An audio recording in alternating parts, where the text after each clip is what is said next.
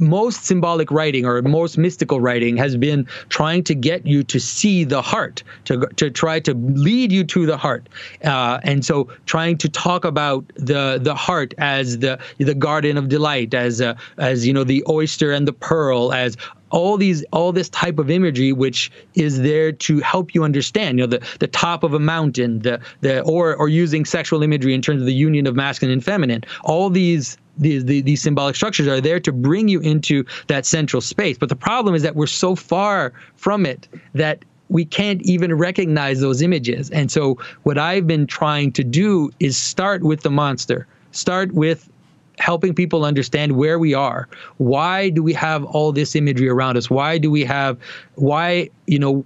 we obsessed with ugliness? Why are we obsessed with exceptions, with things that don't fit? Why is that? Why are those the things we talk about?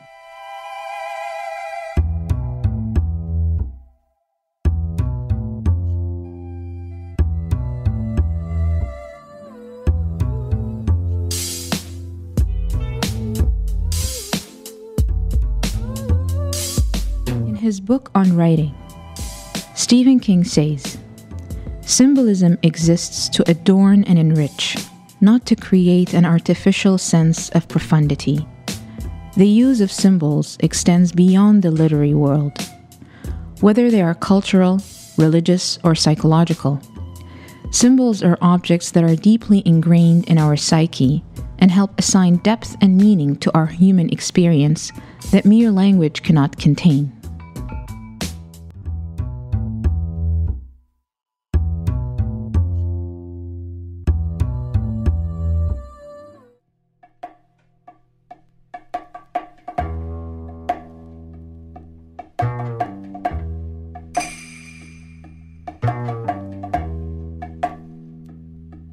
To the Soulspace podcast. We're your hosts, Adrian and Thal. On this episode, we explore symbolism and stories with Jonathan Pageau. Jonathan is a professional icon carver, writer, public speaker, and the host of the popular YouTube channel, The Symbolic World. Jonathan helps people understand the hidden patterns that are encoded within stories, from religious tales to blockbuster movies. We talk about the role of art and spirituality, the relevance of zombies in popular culture, and we dive into symbolism in The Matrix and Christianity. We hope you enjoy this episode. It is our pleasure to bring you Jonathan Pageau.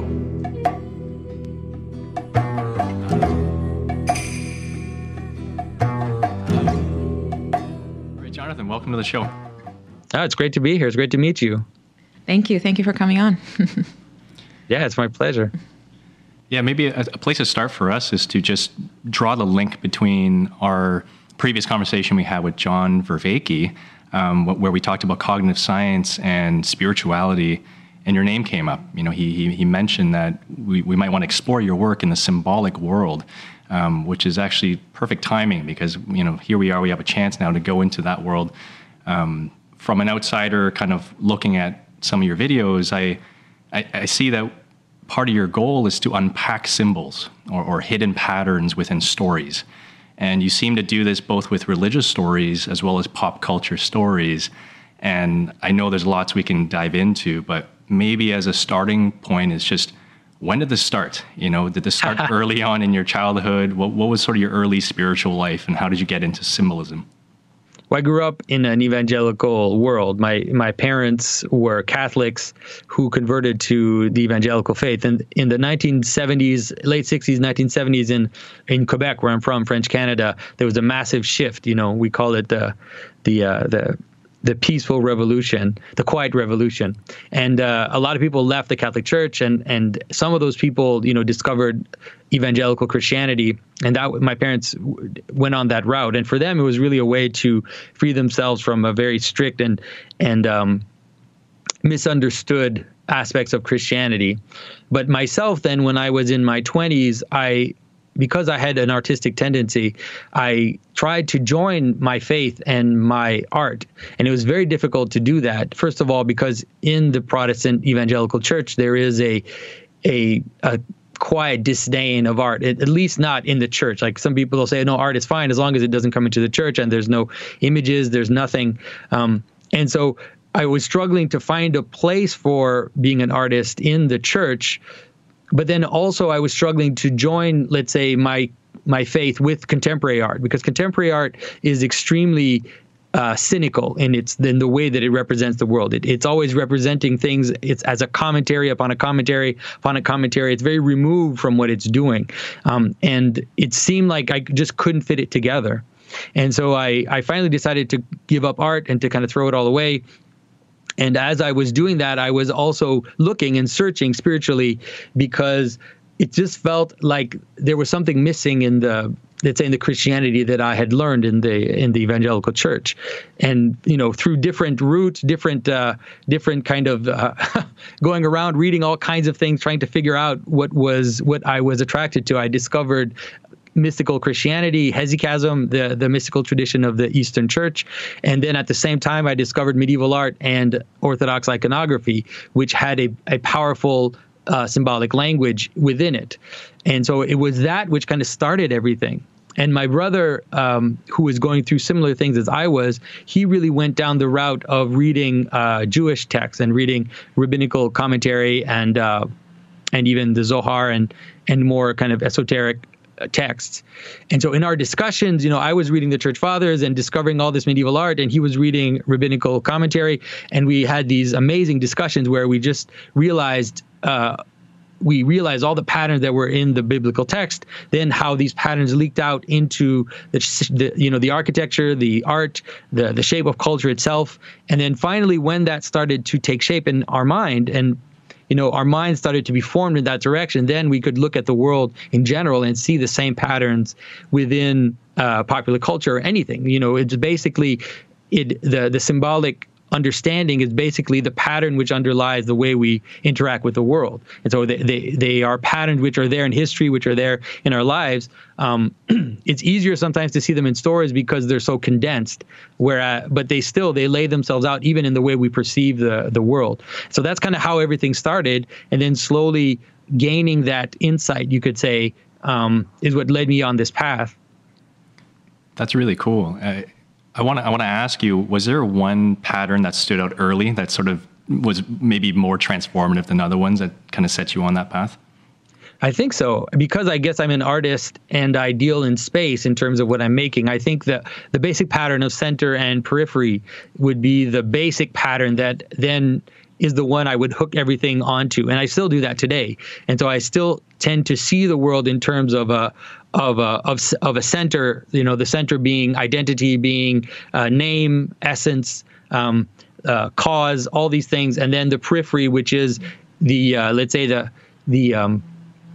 question, you could say. You could call the center the answer, and you could call the periphery the question, which is constantly asking the identity, do I fit? Do I fit? How do I fit? What's my place? And so understanding that basic relationship of center and periphery is the pattern that I use. If you watch my videos, you'll see I'm always using that same trope, because you can use analogies. For example, you can use masculine and feminine, you can use heaven and earth, but all those tend to manifest themselves in the world as this relationship between center and periphery. So, according to you, because this big question is coming to mind, according to you, then, what is the role of art? Or how does it serve a purpose in our modern world? You have to repeat the question. Sorry, it totally broke up. Go ahead. That's okay. According to you, what is the role of art, and how does it serve a purpose in our modern world? Because you said something very important about contemporary art and it being cynical and removed from the source. That's really an important observation. So, yeah.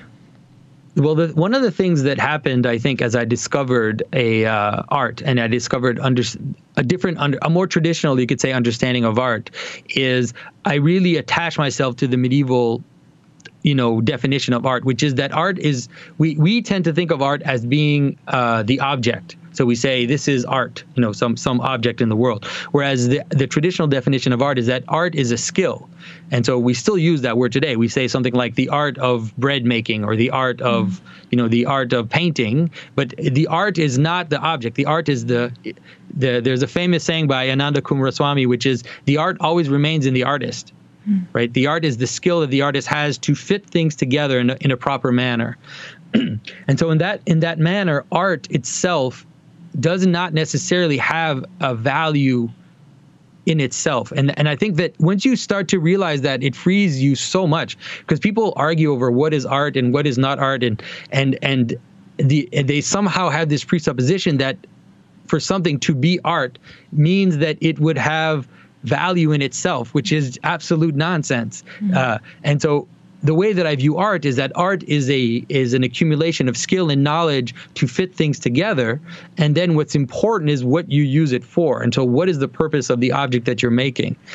And so once you kind of see that, then all of a sudden, a lot of the art that's being made today, let's say the contemporary art, you have to always ask yourself, what is the purpose of this art? And the answer that it is art is not enough. It's not enough of an answer. And so you realize a lot of contemporary art is actually there to offer prestige. It's there to create an elite, cultural elite, which understands the Hermetic language, and then the masses don't understand it. There's a whole. It's also there for financial speculation to create a pyramid of investments with different collectors who make their art be worth more. So all of a sudden, the world of art opens up, and you ask yourself what the purposes are. And so then for example, then myself, I had to ask myself, then what am I going to make? What objects am I going to make? And that's when the notion of liturgical art kind of opened itself up for me, which is, okay, well, what is the highest use of art that I could engage in, let's say, and then liturgical art just appeared as being the highest because it serves the purpose of, first of all, it is it is there to kind of show you something higher. It's there to kind of connect you to something that transcends you, connect you to God, connect you to the transcendent. But it's also there to unify community. Mm-hmm. And so sacred art is always also very particular. So iconography has a language which is known by the people who are within the church. It is a communal language, and so engaging in that language is also unifying a community together and participating in the life of a community. And so I think that those end up, I would say that those are, in my opinion, the highest forms of art. Art that can show you the patterns, show you something, connect you to something higher, and then can also create a locus, participate in a language that creates community. To me, that's it. That's an important question, too, that I sit with. I like to write poetry, and that's also a form of art. And especially mystical poetry really moves me. And so that brings up the question too of yes, the role of art, the role of the artist, but also the state of the artist. And at what state are you producing? Like you said, it's about the work itself, at state of being present in a specific way, and the material that's that's being created. What kind of I don't know what, like, we're limited with language, but what kind of energy or feeling is the receiver getting from that piece of art? Right. No, I agree. I think that for sure, in terms of, ideally, I think that art can be a form of meditation in itself. That is, yes, ideally. Creating objects can be a way to, you kind of enter into this zone, and you lose yourself in a certain manner in what you're doing. You become extremely present, and then the object that you make will reflect that. And so I think that that's definitely, let's say, the greatest art, especially like you talked about mystical poetry or mystical works in general. I think liturgical art in terms of iconography as well can have that same effect. Yes. If you look at the icons of the Trinity by Rublev, or just the icons of the Russian icons that were produced in that time, there's this, you look at them and there's this just amazing connection to something which is beyond you, and you hope that the state of the artist also participated in creating that. But I have to be honest, though, that sometimes it's not the case. I've experimented this very particularly myself, because as an icon carver, it's my job. I get up in the morning and I go to the workshop. So some days, everything is great and I'm in the zone, and, I took time in the morning to pray and to meditate, and I go there and it's good. And there are other days where it's the very opposite. I just had a huge fight with my wife, and I went to bed at 2 a.m. and I'm getting up and I'm all groggy. And then I work on this piece and I'm not there, And the surprising thing is that sometimes it doesn't matter, and it's very strange. I've had people tell me, oh, this particular icon you made is, it really shows something more. It really connects you to something more. And I'm thinking, oh, if you knew what state I was when I made that, you would not think that. So hopefully, I think that sometimes too, artists can act as almost as vehicles, despite themselves. And Yes, I think that's true. And you talk to any artist, and they know, they've had that moment where it's like they know that it's not them because they're a wreck of a person, but what comes out of them ends up being amazing. And so I think that artists can sometimes act as tuning forks to a certain extent to something which is beyond them. Absolutely. Sometimes I feel that way when I'm writing a poem. I'm like, what's going to come out? Sometimes it's just the process of writing the poem takes me from a more disheveled state to a somewhat balanced state. Yeah. Well, that's wonderful if it can do that. That's for sure. Yeah. Sometimes. Jonathan, I want to ask you, you made a reference, I think in one of your videos I watched, you mentioned story acting as symbolic compression, and I really like that framing, and connecting it to arts. Like art can have that effect. It's a compression of patterns or symbols. Why is that helpful for someone who doesn't look at the world that way? If we don't look at the world symbolically, how might we make a connection to a modern world where we are putting our finger on the crisis of meaning and sort of trying to tie in all those themes? Well, first of all, an interesting thing is that both the word symbol and the word art have similar etymologies in terms of what they mean. The word art from Latin means, properly fitted together. That's what it means. And symbol means symbol is two things thrown together. And so, for example, in Greek, they use the word symbol to talk about a place where two rivers would come and join and become one river. And so both of them have this notion of joining together, coming together. And I think that that's what symbolism does, is that it shows you the pattern. That's what a pattern is. A pattern is a coherent fitting together of something which could be disparate. So you have all these disparate elements, and when you see how actually they come together and they become one thing. I always tell people, why do we think that certain things are one thing? It's because there's something in us, there's a capacity we have to see unity, to see a pattern in anything, even a physical object. I always use the example of a microphone. Like, why do we think that a microphone is one thing? Why do we contain it in a category? And that's because it has a purpose and it has a pattern.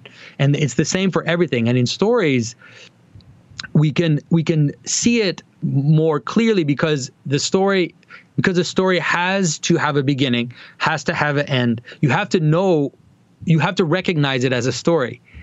How do we know that something is a story rather than just a bunch of jumbled information put next to each other? And it's because it has a pattern. And so that recognition is there to help us view the patterns. Now, the problem we have today is that we are in this crisis, this meaning crisis, and the way to understand that in terms of the symbolic structure is that we are in the rim, we're in the periphery, we are in the margin, and we use those words. You can just listen to culture, and you'll see that all we talk about is the exception, the margin, the peripheral.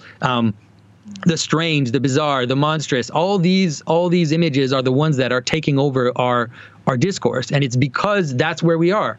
In the pattern of the story, we are on the edge, we are on the end. And so it means that we are at the end of something. I don't know what. We're at the end of a cycle of civilization. We're at the end of something.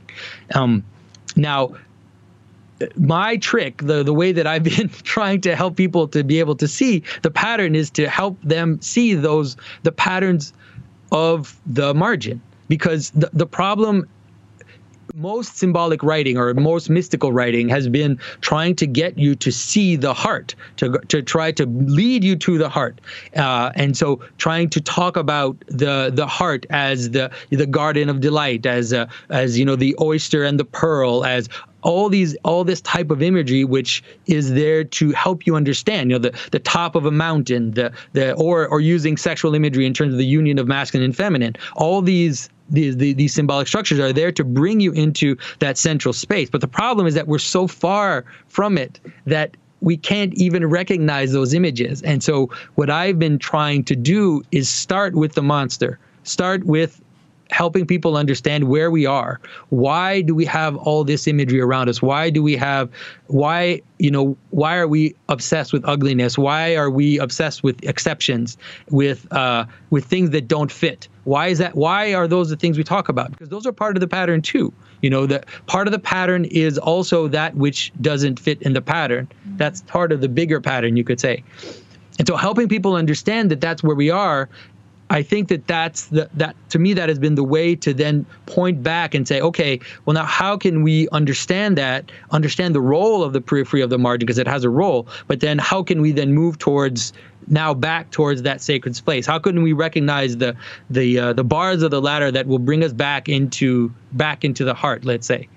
So that's been the way, and I think that it's been successful in the sense that I see that people recognize that they can see when you point to it, and you point to the analogies between monsters and zombies and all this other stuff that's going on, and also the confusion that we're bound in. They can see, okay, yeah, that's where we are. So now what do I do with that?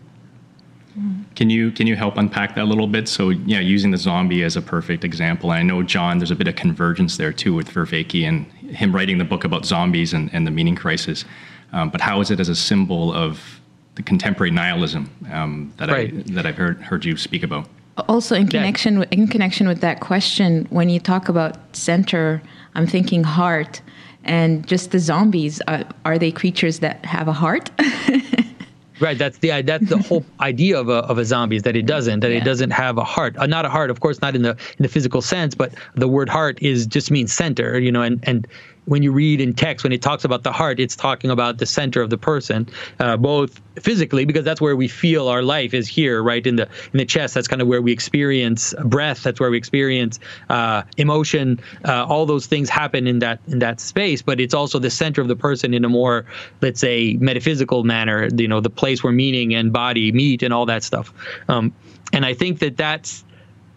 The zombie is very fascinating because the zombie is one of the only modern monsters.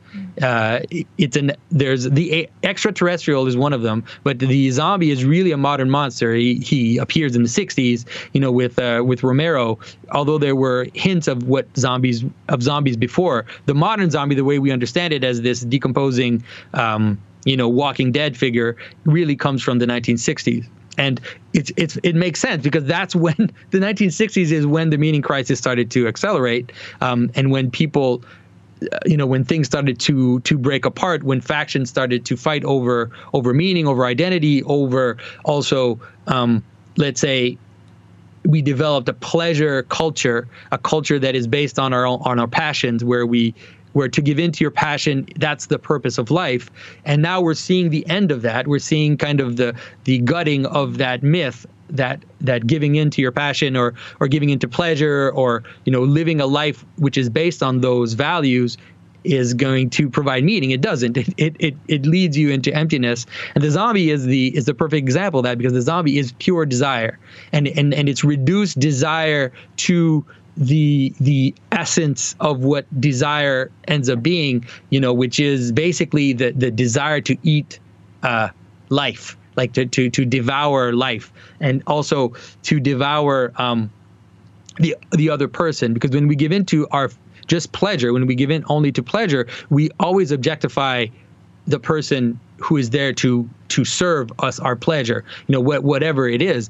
When our purpose is pleasure, whether it's in sexuality or whether it's just buying things at the store or whether it's getting what you want, when you reduce it to pleasure, you're objectifying the person in front of you. That person is not a full person; is just a tool to get you what you want.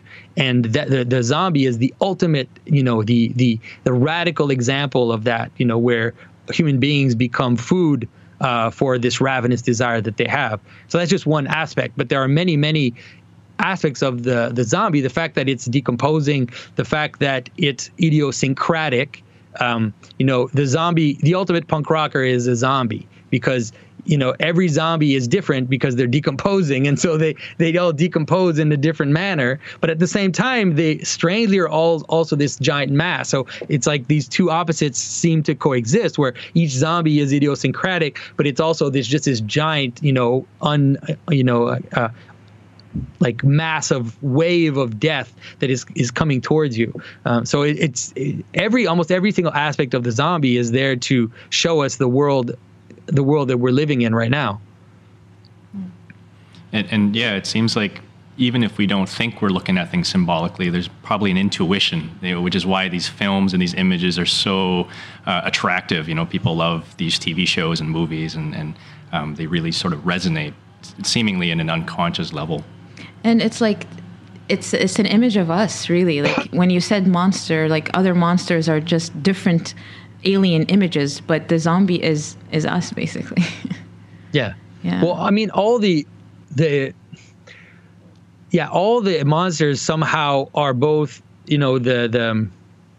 kind of represent the edge. And so the problem with the edge is that the edge is always tends to be on the edge is also the other, right? When you get to the edge and you reach a place where it's not you anymore, it's like it's something else. It's this other. It's either your enemy or your neighbor or the unknown, the stranger. All those images are there to the monster tends to manifest all those ideas we have about this stranger, the idea of the strange in general. But the zombie, like you said, it somehow comes closer to you quite a bit because the characters in the story, the characters will become zombies. Most of them, almost in every zombie movie, the idea is always like, okay, so who's going to get bitten and who's not, and so many stories end with almost everybody, turning. And so, like you said, it's a monster story which comes much closer to us, where it's like, it's potentially us who are these monsters more than anything else. Mm-hmm. More than like, let's say the lizard man or the wolf man or all these kind of these dark or, a vampire. Well, the vampire also has a little bit of that too, but in a different manner. Mm-hmm. Do you have personal views of how this all will end? I mean, just going off that, what you just mentioned, like most zombie movies kind of end the same way, is that you don't beat them. You can't beat the monsters. Yeah, the zombie story is frightening exactly because it shows the problem of the ending in terms of this problem that we have, the meaning crisis. There's a trope in video games for a while where I don't know if it still exists. I'm not a gamer, but I saw it when people were playing that they had every game had like a zombie mode where basically all it was just wave after wave of zombies coming at you, and you can never win. You can't win. All you need to do, the further you go, like you survive how long you survive, but you can't beat the game. It's impossible. The zombies will just get more and more and more until you die. And so it's very dark. It's a very dark image. But in terms of the zombie story, some friends and I, we've actually worked on a solution to a zombie story, and it was very existential for a friend of mine, someone that reached out to me. He was having horrible nightmares about zombies, just over and over. He would have nightmares and nightmares, and so it was really an existential thing for him to deal with that, and he wanted to deal with the zombies. And so he wrote me, and he's the one who actually told me about John Vervaeke's book, because he said, "Oh, here you're talking about zombies." Because he was online looking for zombies, like looking for solutions to his problem, and he said that the zombie, that John Vervaeke's book helped him to get rid of the nightmares, but not completely. And the solution to the nightmare came in a discussion that we had, and the solution was the idea of a zombie a person who would somehow accept to become a zombie to save others, and then the idea of a zombie waking up. We've never seen a story about that. It seems like that would be the best story, and I'm surprised no one has done it yet. Where within the horde of zombies, like one zombie wakes up from their situation. So that seems to be the idea of waking up in death. I mean, obviously that's the Christian story of the resurrection, and I think that's the only solution. I don't know in terms of a society how it's going to play out. I have to admit that I don't have the greatest hope for how the social narrative is going to play out. It seems to be getting worse. Especially with social media, it seems to make things worse, because it seems to exacerbate a lot of the conflicts that we have in our culture, and the conflict is exactly an extreme of center and periphery. Mm-hmm. It's actually a fight between people who see identity as dangerous, and who want to deconstruct identity, and those who see that identity is necessary for the world, but then go too far and want to let's say declare their identity as being the one that you need to hold on to, and they'll fight for their identity. And so it's a very disturbing way for things to be setting themselves up. And I don't see, to me the solution is hierarchy. And I know a lot of people hate that word because it has such negative connotations. But the thing about a proper hierarchy is that a hierarchy shows you the distance you have from the center. It's like a roadmap. But it also, exactly, the hierarchy also gives you the steps you need in order to go into the center. And so to be able to understand where you are, but also to have, so it's not an opposition between center and periphery, but it's rather like a ladder that connects the two together, or a radius that connects the center to the periphery, and it's a path that you can follow and kind of move in. And so I think that re-understanding hierarchy in a proper manner, not necessarily hierarchies of power, which is the only ones we understand, but let's say a spiritual hierarchy, that I think is the only solution. So that's why if you listen to my talks, you'll see that I am always talking about hierarchy, and I'm always trying to also show the positive and negative aspects of all sides. And so show the negative aspects of the center, how the center can become tyrannical, but then also show the positive aspects of the periphery, how that we also need that question, we need that doubt in order, for the world to exist in a normal manner. So I think that's the only, it seems like that's the solution. But in terms of a society, I don't see it coming on before a major crisis. Sorry. It sounds to me like hierarchy is part of that symbolic world. That the symbolic world is the paradox or the bridge between the center and the periphery. And when you're talking about center and periphery, for me, I'm thinking about the form and the formless, and just that it doesn't have to be that or that. That it's reconciling both sides, and that it's what we're stuck in right now is dualities, which are illusory, essentially. Yeah, I agree, especially when we don't see how the duality comes together into something higher. People often misunderstand or see a very limited image of the story of Adam and Eve in the garden. And one of the understandings of that story is that when Adam and Eve ate the tree of the knowledge of good and evil, what was happening to them is that they were giving in to duality, and they were entering into a world of duality without unity. that really then becomes the massive problem. That becomes the problem of everything. And in Christianity, that's why it's kind of solved by love. Love becomes the manner in which both unity and multiplicity can coexist together. Because love does not abolish difference.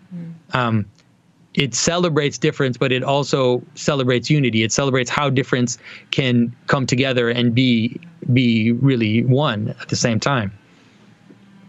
I love because this is all connecting beautifully. This is amazing. Yes. I love your sequel to the zombie story, because I'm thinking about the Matrix, right? So when you talk about waking up, and I think that's sort of a easily recognizable story that a lot of people know or familiar with, and about an individual waking up to sort of a more real reality, or differentiating what is simulation and what is truly real. But then also it brings the dualism, right? The duality that is perpetuated in that movie. Would you care to unpack a little bit of the symbolism in the Matrix? I know that was one of the videos I really enjoyed watching, and seeing sort of the hidden patterns that are that they seem to do a good job of pointing towards. Yeah. Well, I think that the Matrix, it's very fast. The Matrix is very fascinating because they really do set up an opposition.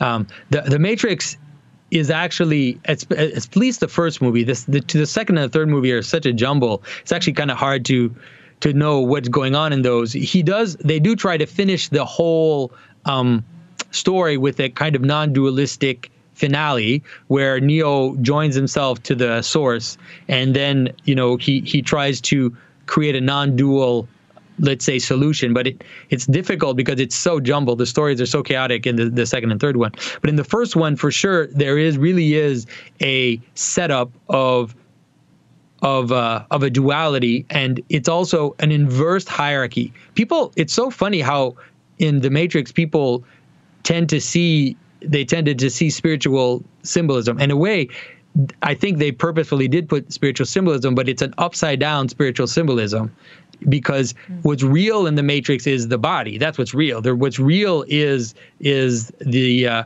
this kind of nitty gritty existence of the flesh, and everything related to the mind, everything related to spirit that's the illusion, right? The illusion is the mind, is the let's say the patterns of the world. Those are all illusions, and what's real is the body.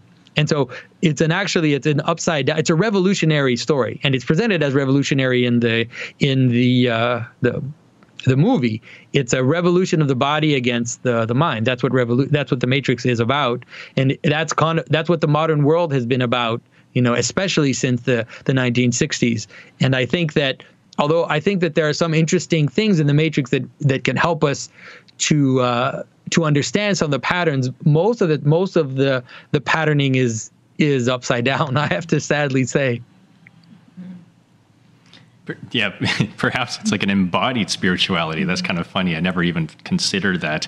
But like the fleshy world as sort of a potential path, right? So, so maybe not necessarily just giving into passions. You talked about, the hedonistic way of living, but then just maybe celebrating the somatic way of living, because we are often stuck in sort of left brain thinking modes, and we are disembodied in sort of a zombie sense, but reconnecting with flesh and being reminded that we are walking around with these vessels and, Yeah.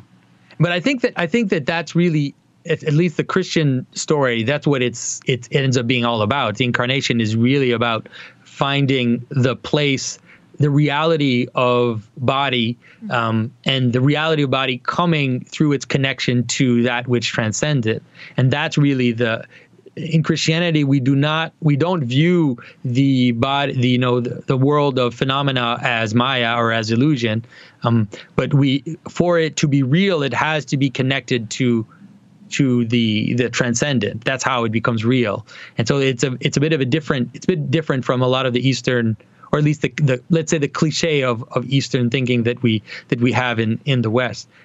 But in terms of the Matrix, I always tell people the one scene that helps you to understand the difference between, I think, real spirituality and the Matrix is that when Neo resurrects at the end of the movie and he stands up, and he looks out and he's kind of full of what he's going to be. He's kind of attained this spiritual height that he's going to attain. The only word that he says is no. That's what he says. And I think that that's really the difference between true spirituality, which says yes, and the revolutionary spirituality of the Matrix, whose answer to kind of reaching enlightenment is to say no. So I think that that's a way to see the difference, I think.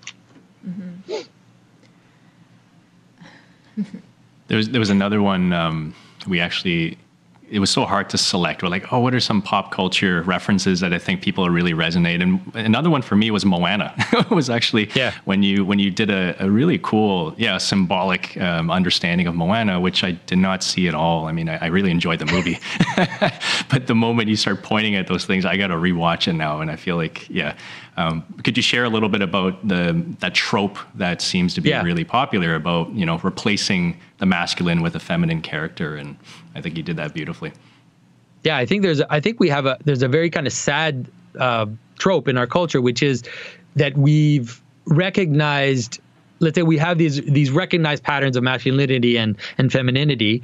And at first it felt like, let's say, the feminist way of thinking was we need to get rid of these tropes. Like we need to, everybody is just a person, like we everybody can do anything, that kind of thing. But now it seems like there's let's say one track, which is rather to take all the masculine tropes of a hero and just put a feminine body on the masculine tropes. And it's very disturbing, because what ends up happening is actually, in a lot of movies, what ends up happening, it looks like it's actually a degrading of the masculine, because in the stories you often see then the feminine character who has this role, degrading a masculine character. You see it, actually quite often. But what ends up happening in the end is that we lose the value of the feminine. We lose of the traditionally feminine, you could call it, which is this whole idea of the question, this whole idea of being the one who, the notion of the secret, this notion of the private, this notion of the hidden, all these important aspects that are part of symbolism, part of stories, the mysterious, all these aspects are super important. But then it's like we're almost degrading that by creating these characters that are just basically men with breasts, cutting people's heads off. I don't totally, and it's an interesting, because it's actually a sign of the times, because in all of Western culture, there was this idea that on the edge of the world, there existed these synchronistic nations, you could call them, synchronistic people. And part of the synchronistic people were the Amazons, right? The Amazons were an upside down world where, where all the women were warriors and they were fighting, and usually there were no men, or the men were just used to make babies, and then they were kind of thrown out. And so it's very strange that we've come at a place where somehow we would kind of glorify the image of that. We would at the same time degrade the image of a strong man who would be a hero, but then elevate the same image with a feminine body. To me, it's such a weird contradiction. It's like it's such a jumble that it runs the risk of really confusing us in terms of our normal values in a society. I don't know if that makes sense. It makes sense to me, because that's something that I constantly think about, especially with what's going on right now. Like everything is, we're living in a very charged times. And it is important to situate feminism in a way where there is, we bring back the sacred, and that's where I feel like it will be the answer, one of the answers towards the meaning crisis. And we've had in our podcast Jean Shinoda Bolin, who wrote a lot around the goddess mythology, and that being a way of or using the symbolic language to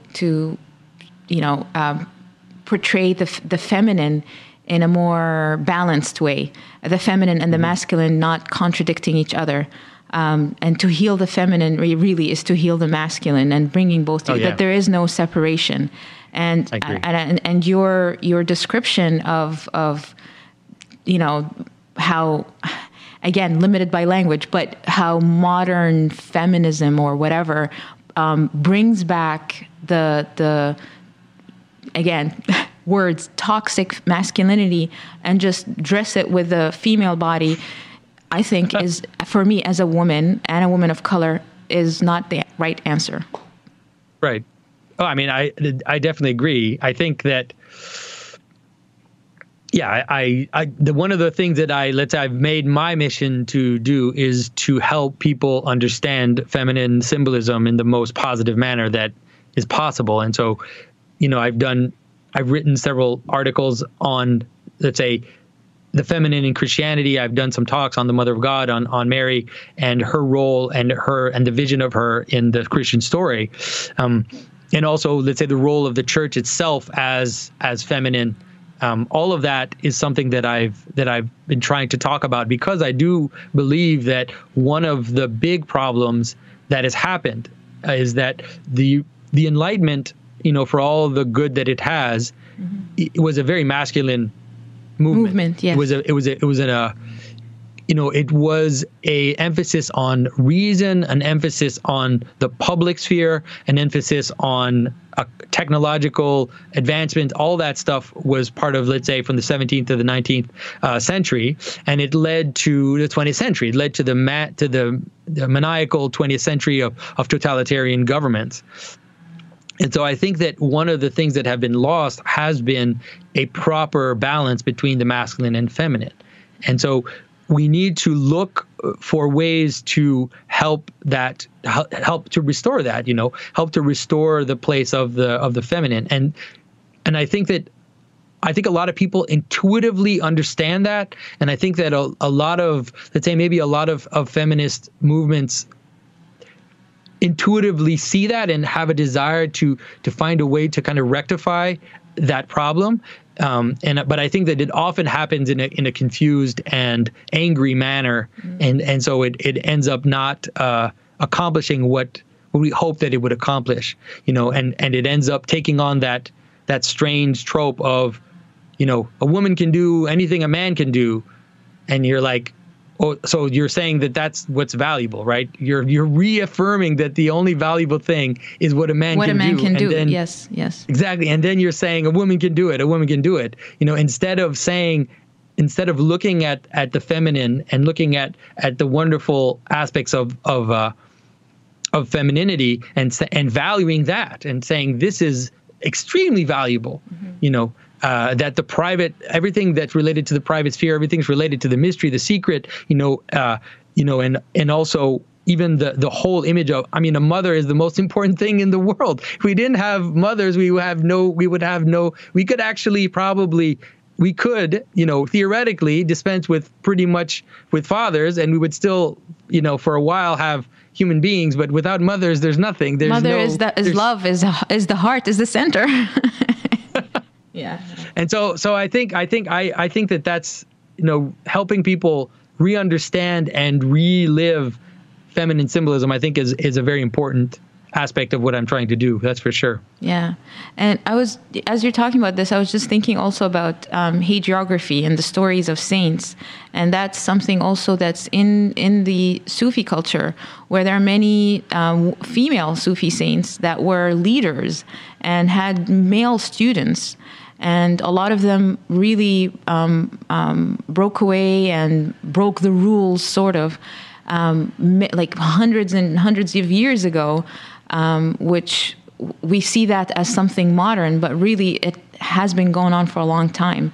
And I wonder how, and how is that connected to the Christian mystical tradition? Yeah, well, for sure, there are many stories of Christian mystics, especially as coming, as having immense authority, no matter what their gender is. And the perfect example is Catherine of Siena, who was so powerful. She basically decided who the Pope was when there was a conflict between different popes. It's like, oh, well, let's ask Catherine of Siena to see and to help us decide who the legitimate Pope is. And so there is a sense. But it's usually let's say the power that women play is usually a whispering, it's a very powerful. It's kind of okay. So here's a text that I wrote. If people are interested, I wrote an article about this. I think I called it "Sacred Art and the Power of Women." And so there's a trope in Christianity, in the history of Christianity, which is that the woman always converts first. And so you see that in terms of all the important changes in the story of Christianity. So, for example, the mother of Constantine was a Christian before Constantine. The first Frankish emperor, the first Frankish king who converted, his wife was a Christian. And then the Vladimir of Kiev, the converter of the Russians, his mother was a Christian. And it's systematic, and not only that, but the great saints. So St. Augustine's mother was a Christian. The Cappadocian, St. Basil and St. Gregory, their sister was a Christian before them. And so there is this notion of this secret entering into the secret place first, right? This entering into a place secretly first, and then a kind of calling, and then a kind of call, let's say a secret whisper, and then the world changes, the world moves, and then the men start to publicly move around that, and that starts right away in the story of Christ, where the first person to come to the empty grave are the women. The first person who sees the resurrected Christ is St. Mary Magdalene. And then she sees the resurrected Christ,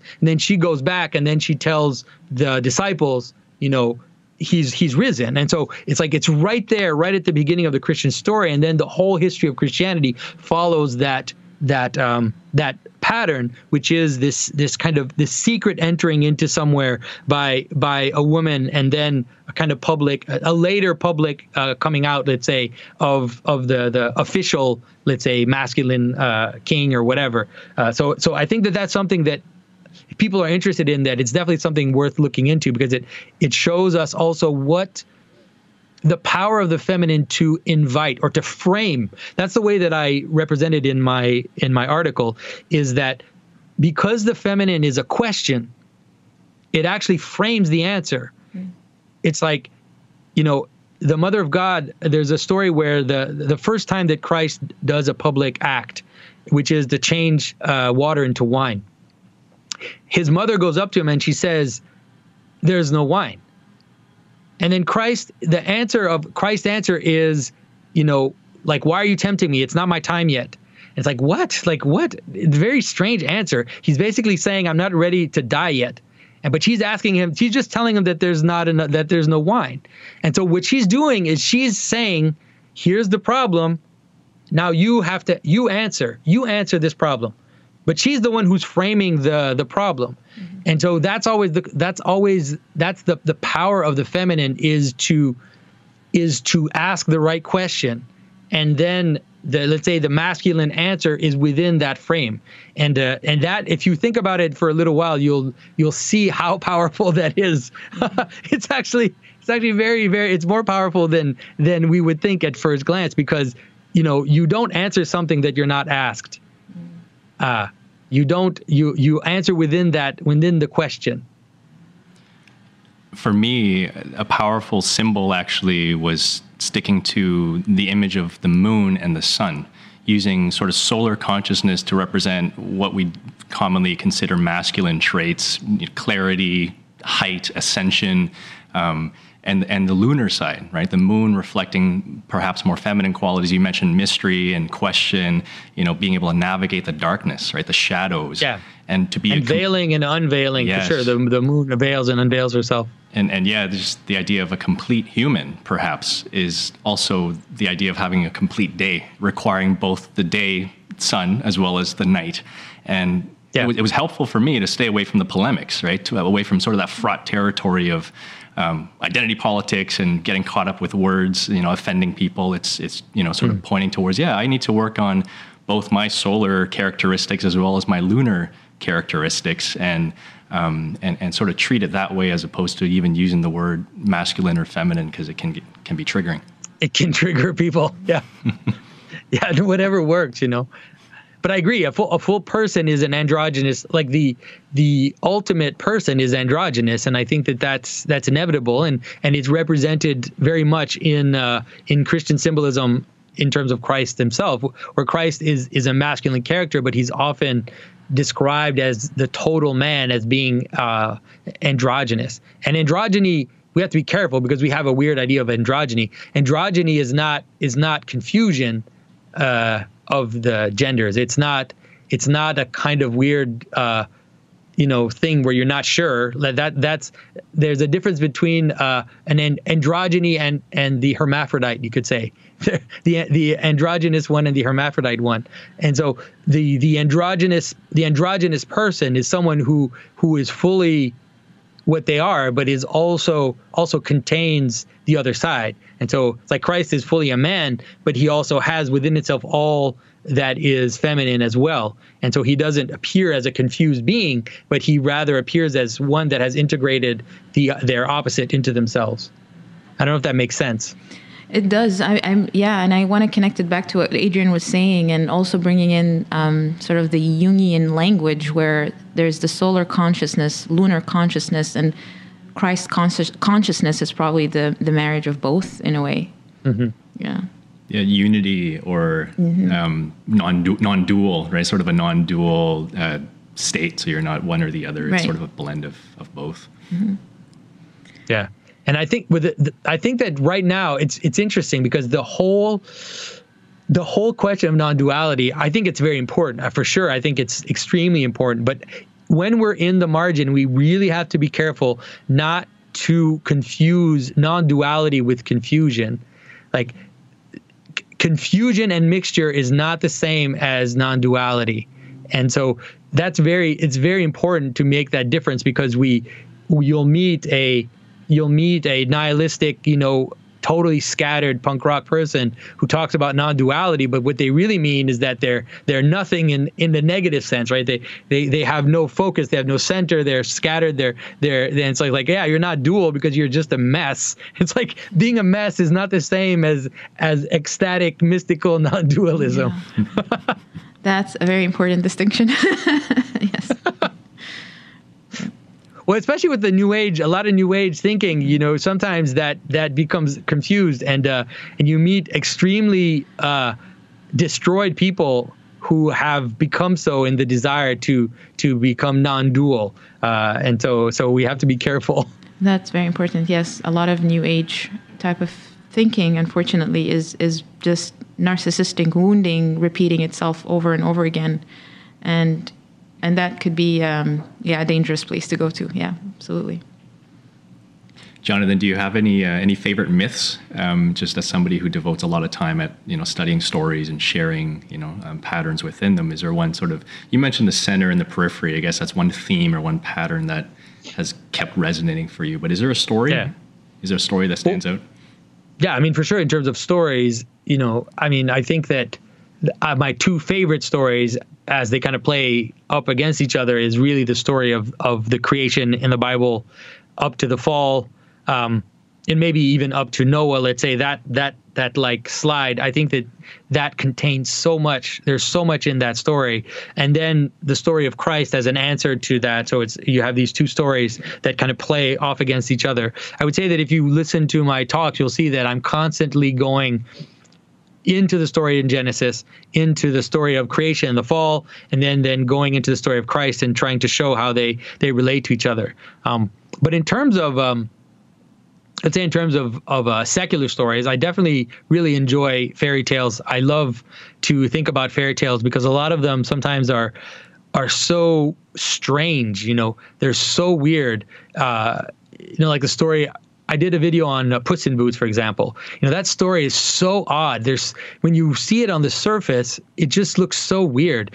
And but somehow it's survived until today. And so it means that there must be something deeper in it. And so what I love to do is to take the fairy tales and to break them down to show how they're symbolically coherent. And that's been kind of a favorite thing of mine, where you see something so like Rapunzel. I did a video on Rapunzel just recently where it's like, what is that story of? Why does she have long hair, and why is she, she's up in the tower, but she has this weird long hair, and the prince climbs up, but then she gets her hair cut, and so it's like and then also she wanders into the wilderness, and we don't even hear often in the story about how the witch died. It doesn't really matter, but then she cries on him and he restores his sight, and it's so strange, but it makes total sense. It's completely coherent in terms of its symbolic structure. It just seems odd to us at first glance. So that's something that I love to do, is to dive into those types of stories. Just to close, is there anything you can suggest listeners as far as maybe sharpening this faculty, this ability to see things perhaps in a more symbolic way, outside of just merely sort of studying the story? Are there any practices maybe you engage in that are helpful for that reframing or shifting our perspective? Well, I think that being part of an actual tradition is important, because when you're, let's say I'm Eastern Orthodox, and there is a coherence which sets itself up not only in the stories, but then also in the liturgical year. So what we celebrate during the year, how it follows the pattern of the year, and then what we will sing during those years, what icons we use during the feast. And so what it does is it really creates, and also the architecture of the church and how the images in the church fit with all of that. So what it does is it creates a puzzle which is bigger than just a bunch of stories that are disconnected. It's actually a coherent world. How we talk about, people who write talk about world building, where you need to have this kind of coherent world, where, let's say, the liturgical year and everything that comes with it, all the art is this coherent world. And so you can get a lot of insight by meditating on that, and also being within it instead of just looking at it from the outside. It's very different when you're just looking at a story from the outside. It's different when you're in the story and you've actually taken on the story as your own and you're participating in it physically. So I think that that's something that I definitely think is important in terms of understanding symbolism. But then, there are some books that you can read. I think there are some church fathers. You can also read some of the church fathers. My brother, I told you a little bit about my brother. He wrote a book called The Language of Creation last year. And I would say it's probably I'm not objective, obviously, because it's my brother. But I think that it really is a very beautiful, concise book that can help you understand symbolic structures. And he uses the Bible as the core, but he's actually really talking about cosmic and psychological structures. So it can help you to understand all kinds of stories when you read his book. So, yeah, and what you're saying is making me think about how we can view our life as a journey, and that we are the hero or the heroine, and we're on a journey, and that the symbols, we're not looking at them objectively through a microscope, that it's within us and it's around us, and that's how we can hopefully create some type of meaning. Yeah, I agree. And the meaning, once you engage in that way, you're surprised to see the patterns, like you said, in your own life. It's not just in the stories outside, but you start to notice in your relationships, in the way that things manifest themselves to you. Let's say you start to see that they do so in patterns as well, and that you're also part of a story. And so that's something that's actually, it's wonderful when that happens, when things kind of come together and everything fits. And that unfolds really regardless of what tradition the person decides to follow. It just unfolds naturally. For sure, we all are in those patterns, no matter where we are, no matter what we do. Mm-hmm. The question is where in the pattern we are, and hopefully we can move towards the heart. That's at least the hope. Absolutely. That's amazing. Yeah. Thank you. Jonathan, that was a pleasure. Thank you so much for it was great to talk to you guys. I wish you all the best with your podcast as well. I hope that it'll continue. Amazing. Thank you.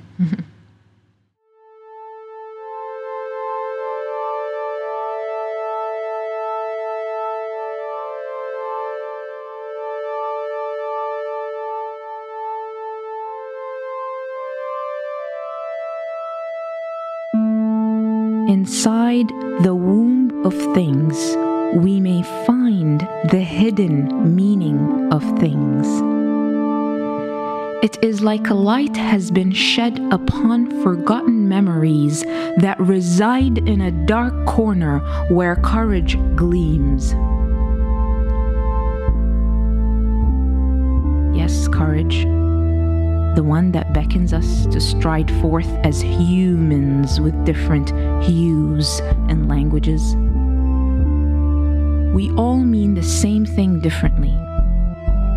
We all mean different things in the same way. Doesn't matter. Doesn't matter. Have we lost our capacity to imagine? Let us shed the layers of the onion. Let us shed some tears together.